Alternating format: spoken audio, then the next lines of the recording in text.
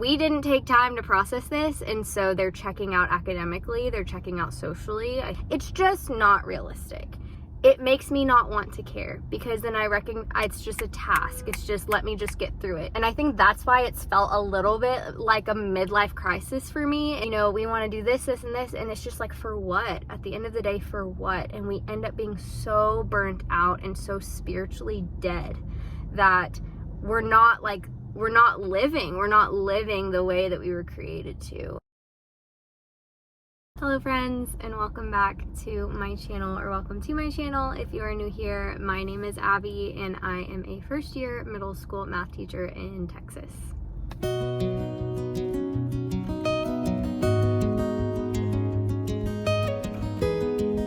Hello you guys, it has been quite a long time since I have posted anything on YouTube. It does feel kind of strange to be talking to a camera again, so if I'm a little bit rusty, you'll have to forgive me. I don't super know what this video is going to turn into. I kind of just wanted to check in with y'all. If you have been following me on Instagram, which if you don't, you totally should.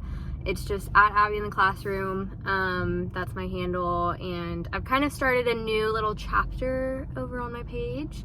A little bit of a fresh start, so it's a good time to come say hi and join our little community. I love connecting with you guys on Instagram. But if you have been following me, you would have seen just over the past couple weeks, I've just been kind of posting on my stories just some things that I've been processing through in regards to just how the past few months, really just how this whole school year has been, and things that I've been trying to process through personally that have like all kind of connected in a way to how the school year has been. Obviously, one thing in your life isn't completely isolated from other things, and so I've just been thinking about a lot. I've been reading a lot of books. I've been listening to podcasts, a lot of like prayerful podcasts and sermons, and reading a lot of scripture as well as books, and there's just been a lot on my mind. And so basically in this video I just kind of wanted to like say hi, update you guys on, you know, hi, I'm here, I'm alive, but also kind of let you guys in on the things that I have been working through and kind of why I haven't been as present, and also hopefully just to connect with some of you who might be currently thinking through some of these things, or who have processed, some of you might have even been processing these things for years already. Books that I've been reading aren't necessarily new, and a lot of people have already kind of come to these conclusions, these convictions on their own. So if you're in the same boat, if you have any of these same feelings that I'm going to be expressing in this video, I would love to connect with you and talk about it, because it's kind of felt like kind of a midlife crisis, like in a good way, but also it's kind of shaking everything up. So anyways, I'm just gonna get into it and stop being vague. I don't really know how to like phrase all of this and structure everything, and so I'm just gonna kind of just talk out loud and process out loud, and hopefully at the end it kind of makes sense. So maybe grab a cup of coffee or a glass of wine and kind of get comfortable, because I really don't know what this video is going to turn into and how long it's going to be. Long story short, I have been kind of just recognizing, and I think especially if you're a teacher, you know this, the way that just society, especially Western society in general, lives their lives at such a fast pace, so like achievement oriented. And I think we're seeing that in schools this year, of just pretending like everything's normal, pushing all of these unrealistic expectations, and not taking the time to slow down and really evaluate what has happened over the past couple of years. I have just recognized how like unhealthy, not just like emotionally and physically, but especially spiritually, that kind of lifestyle is, and constantly rushing from one thing to another and putting pressure on ourselves and on other people. And this is in any job, any vocation that you have, of just, we live in a society of like constant hurry, constant rushing, constant, you know, we have to do all of these things on our to-do list. You must get all of these things done. We never have time for anything else. We never have time for ourselves. I think that's why a lot of times, like, I know I've gotten frustrated by people just being like, oh, you just need to make sure that you're taking time for yourself, you know, self-care, all this stuff. And I'm just like, do you understand, like, how much is on my plate right now that I am being expected to do? Like, I don't think that you understand. And I would just get frustrated by just being like, oh yeah, self-care, it sounds great, until you're in the position where you literally feel like you can't breathe because of how many things are going on. And then somebody telling you, oh, just take time for yourself, it feels like very just like out of touch with your reality. It can be really confusing and just annoying. And so I've just been processing a lot about how, like, not only in education, like, we're experiencing so much burnout, not just with teachers, but also with students. And I think that's where a lot of behavior is coming from. I think students have recognized that we haven't taken the time to slow down and really evaluate what has happened over the past year and a half, and the fact that there has been a lot of trauma and we haven't taken the time. I haven't heard, if your school district has done something, I would love to hear what they have done, but I personally have not heard of a single school district, and especially in my area, who has really taken the time at the beginning of the year to slow down and really focus on the social, emotional learning and remediation and kind of processing and even relearning how to be students, how to be humans that are in contact with other humans on a regular basis, because we haven't been that way in the last year and a half. We haven't focused on that at the beginning of the school year, and our districts really haven't. They've just jumped right back into pushing academic achievement so hard that I think too, like, students are recognizing that, you know, we didn't take time to process this, and so they're checking out academically, they're checking out socially. I think that's why a lot of us are struggling with, you know, our classes this year. I'm not saying everybody's struggling, but I know me, behaviorally in my classes, I've struggled. Forming relationships, I've struggled. Just watching my students try to process conflict resolution and things like that. Like, we've lost a lot of those skills, and we have prioritized, like, the need for academic achievement and just the need for achievement in general, and just getting back to normal and the hustle and the hurry and the go. We have prioritized that over everything, in not only in education, but I think just in society in general. And I think that's why it's felt a little bit like a midlife crisis for me in noticing this. Is, yes, I experienced this, like, most poignantly in education because that's where I work, but I noticed this just in life, in American culture in general, and it can feel just like, oh my gosh, this is so unhealthy. Like, how do you even get out of this way of thinking and this way of living? And so I have just personally been processing a lot about just, like, how can I, like, reprioritize my life for me, I am personally a Christian. And so what that looks like for me is, how can I reprioritize my life to make sure that Jesus is at the center no matter what? To ensure that, like, I am making time for my relationship with him, for reading the scriptures, for always living out of a place of love, and keeping the model that Jesus lived in his life, and making that the model for my life, even whenever I'm in a culture that is, like, the complete antithesis of how Jesus lived. And for you, if you're not a Christian, I think all of us, whether we're Christians or not, can, like, agree that spiritual health in this day and age with most of us is, like, pretty crappy. Like, it's just, nobody feels like they have time for what truly matters, no matter what kind of profession you're in. And kind of what I've realized is, nobody is going to make that time for me. Nobody is going to be able to, like, set that priority for me and give me that permission to, hey, you should slow down and you should, you know, make sure that this is the main priority of your life. Like, with all of the things that are put on our plates as educators, with all of the remediation we're forced to do, with all of the extra tutoring we're doing this year, with all of the things that are put on our plate, there's literally nobody is ever going to take those things off for us, or say, like, hey, why don't you, you know, make time for the things that really matter and the real priorities in your life, that has to be a decision that we have to make for ourselves. And kind of what that has looked like for me lately is I have been waking up like 15 to 30 minutes earlier and making sure that the first thing in the morning I'm practicing like silence and solitude and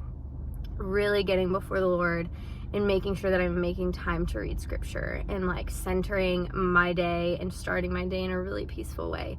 And that is a sacrifice for me in like sleep, but it has changed the way that I go into my day and that I'm operating. And then after that, another thing that I've done is I have started trying to practice like not rushing through every single thing on my to-do list and accepting the fact that if I want to do something with integrity, if I want to complete a task and steward well what I have been given and give my all to something, there is no possible way that in a 24-hour day I'm going to be able to complete everything that, the Texas Education Administration or whoever is above you and all of, whatever public education organization is above you, or even if you work private school, whatever, whoever are the higher powers that be, there's no way that in a 24-hour day we are going to be able to complete to the best of our ability every single thing that they have given us to do. It's just not realistic. And so for me, I have decided basically that I am going to do what I can within a day, and I refuse to hurry and hustle and go through it, because whenever I hurry and rush through something, honestly, and forgive my language, I end up just half-assing it. I'm just trying to get through it for the sake of getting through it. And that makes what I'm doing, even if I care so much about my kids and so much about wanting the best for them, it makes me not want to care, because then I reckon it's just a task. It's just, let me just get through it. And then I'm also not doing it as unto the Lord. The Bible tells us to do everything, whether we're eating, we're drinking, we're just breathing, we're living life, to do it everything as unto the Lord. And that is something that I have really been processing of like, okay, how can I do this as unto the Lord? And a lot of that is just refusing to hurry through it and refusing to just do it for the sake of doing it and hurry through everything because somebody told me I have to get through everything. I would rather be intentional and do, half of my to-do list with, persistence and integrity and diligence than half-ass my way through the entire thing just because somebody told me that I must get all of those things done within a day. And what I have noticed is, honestly, not getting those things done, nothing bad has happened. The sky has not fallen out. My kids have not started, going crazy or failing. My classroom is not in any more chaos than it was before. It's so much more of like a peaceful, spiritually healthy way to live. And of what started all of this is I read this book called The Ruthless Elimination of Hurry. If you have not read it, I highly recommend that literally everybody reads it. It's by a man named John Mark Comer. He's a pastor, and he just talks about how the greatest enemy to a healthy spiritual life, a lot of times we think it's, different temptations. We think that it is, different ways of life. We think it is certain sins. And he's like, it literally is hurry. Hurry is what gives way to a lot of the sin that a lot of us fall into and a lot of the ways that we hurt other people. And he always uses this analogy of think of a time when you were trying to hurry your family out the door, and you have, trying to hurry your kids, or if you don't have kids, your partner or whatever, and you're hurrying them out the door. Are you ever really loving to them in that situation? And usually in 100% of the time, the answer is no. It's whenever you're trying to hurry somebody out the door, a lot of times you're being snappy, you're being a little bit angry, you're grumpy, you're not taking the time to think of them, you're thinking of your own wants and your own needs and your own anxiety over yourself, over the other person. And he just talks about, in his book, he just basically breaks apart how unhealthy our society has become in just everything from instant gratification to the need to constantly achieve, to, you know, the need to constantly be doing something all the time, to do lists, and, you know, we want to do this, and this, and it's just like, for what? At the end of the day, for what? And we end up being so burnt out and so spiritually dead that we're not living the way that we were created to. I feel like I'm just rambling on and on, but these are just some things that I've been thinking about, and it's also really grieved me whenever I've looked at how it has affected education and how it is affecting our classrooms, because you know, you ask yourself, why are we trying to pretend like this year is normal? Why are we trying to just jump right back into all of the academic goals that we had pre-COVID? And why are we trying to push, you know, these standards on our students that, personally, a lot of them, like, it feels like we're just pushing higher and higher standards on students at a younger and younger age, and a lot of the times it's honestly not developmentally appropriate, but it's also not necessary. You know, why is it necessary that we make them learn all of these things and don't slow down the pacing of our curriculum this year, instead of, you know, acknowledging that things have been different. Things have been wildly different in the past year and a half, and we need to take time to process that and relearn how to be with each other and relearn those social skills before we can start, you know, just jumping back into curriculum. And it's like, why have we made these decisions? And it always just comes back to, we live in a society of achieving, of we need to go, we need to rush through things, we need to get to the next thing, we need to be bigger and better and faster. And it's just grieved me, because I know that these decisions have not been made with the students in mind. They've been made with the statistics in mind, with the test scores in mind, with, you know, how can we get this certain rating on, you know, our next evaluation? How can we, you know, have this certain statistic on our district website or on our school website? How can we, you know, make our school better than this other school? Like, it hasn't been focused and centered on the students' needs and on human needs and on the needs of the teachers, and it hasn't been centered on physical, emotional, spiritual health. Like, it has been centered on the need to be bigger and better and faster, and it's all for the sake of, you know, these organizations that frankly just want to brag about, our students are doing this year, and these are our test scores post-COVID, look how great we've done. It's like, okay, great, even if at the end of the day your test scores are magically amazing after a year and a half of COVID,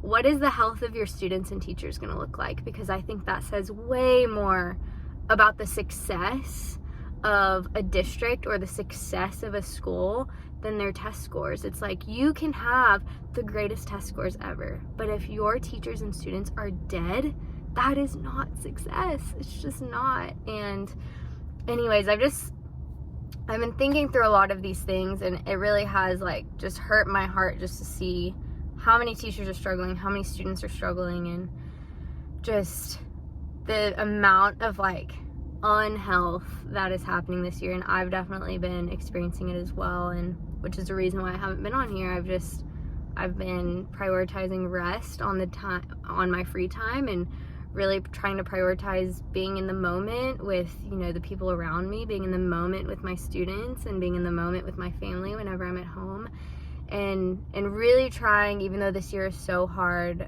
trying to find contentment and trying to find pockets of joy and of rest, and not pressuring myself to rush through a billion things, and really be intentional with the things that have been given to me, because I want to feel like what I'm doing is purposeful, and I want to do everything as unto the Lord. But whenever you, like, remove any, you know, care and diligence and intention from a task, like, that's when you start to feel like what you're doing isn't purposeful, and that's when it does kind of become without purpose, because, you know, you're doing it just to check it off. And I hate that at the end of weeks, when teachers say, like, I just feel empty, I feel burnt out, and I've definitely been feeling that a lot. It's just like, man, like, I'm so tired. What did I even do this week, though? Because you look back and you're like, I don't feel like I even had time to breathe or do anything with intention or do anything with integrity and diligence and be present with my students, because I was thinking about all of the billion other things, or I was rushing through everything just so I could get done. And so anyways, I think I think a lot of times like slowing down just starts with like our own perspective and our own posture towards the daily mundane tasks that we do. And I've been learning a lot about that. I've been listening to a lot of sermons about those things, and just like the life of Jesus, and how the book that I read, he talks a lot about how, you know, Jesus's life did not have a single ounce of hurry or anxiety in it, and he was potentially the busiest man ever. Like, everybody wanted his attention. Everybody wanted him to come heal, you know, their brother, their child, you know, whatever. Everybody wanted to hear him speak. Everybody wanted to have him in their house. And it's just like, and he refused to live in hurry, no matter how busy his life was. And he always prioritized silence and solitude and prayer with the Father. And so that's just, I've been really trying to like just look at the life of Jesus and ask for the grace to live that way, even though everything feels really chaotic right now. And I think it feels chaotic for a lot of people. But anyways, I feel like that was a whole big ramble of basically everything that has been going on in my brain, everything I've been journaling about, praying about. You just got word vomit of all of it. I know this was a very different kind of video than what I usually post, but like I said, I really feel like this stirring that something really needs to change, and not just for me, but for all of us, and especially just in how I see life, how I live, the heart out of how I live, and not giving into anxiety and hustle and hurry, and trusting the Lord at the rest. And it sounds really simple, and in a lot of ways it is, but like I said, it's a choice that I feel like I'm really having to be very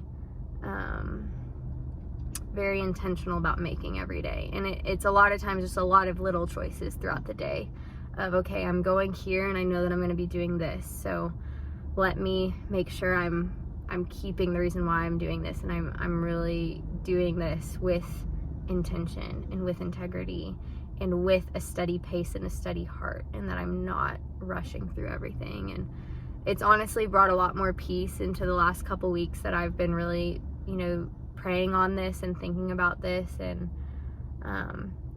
like I said, if this hits you in any way, if you can resonate with any of this and you want to talk about it, my DMs are always open on Instagram, or you can leave a comment down below. But I would just encourage you to try to do any little thing that you do, whether you're making coffee, whether you're grading papers, whether you're, you know, sending an email to a parent, whether you're lesson planning, or if you work not in education, you know, whatever you do for your job, if you're making lunch for your kids, like, try to do it with intent, and try to do it, don't hurry through it, and trust that there will be grace for whatever else you feel like you're not going to be able to accomplish because you didn't rush through it. Like I said, I just really believe that we just have to start slowing down. And I don't know how to fix the way that Western society has become, and how fast-paced it's become, and how achievement-oriented it's become. But I think a good place to start is just with our own individual lives and how we see it. And I found a lot more peace and a lot more purpose just in the last couple weeks, and a lot more contentment in the last couple weeks than I have in a long time. And yeah, so I hope that this video is helpful to somebody, or I don't know, at least entertaining at some point to hear me talk, or in some way, or maybe not, you just think I'm really weird, which is totally fine. But anyways, I'm gonna go inside. I just pulled up to Barnes & Noble before I started filming, and I'm going to go grade some papers, and I'm gonna go plan for this next week. It's a Sunday right now. And I'm just gonna get through what I can and not pressure myself to rush through everything, but do it with intention and integrity and at a steady pace, and then what gets done, and I'm gonna trust that that's good enough and that there's grace for the rest. So I don't know when I'll be back, honestly. Like I said, I've just been trying to prioritize making healthier rhythms in my own life, and YouTube just hasn't really fit into their into those rhythms in the last few weeks. And so but I'll hopefully be back soon. It was fun just to get to talk to you guys and say hey. And so I love y'all. Like I said, feel free to comment down below or DM me on Instagram. I'd love to talk to you about any of these things.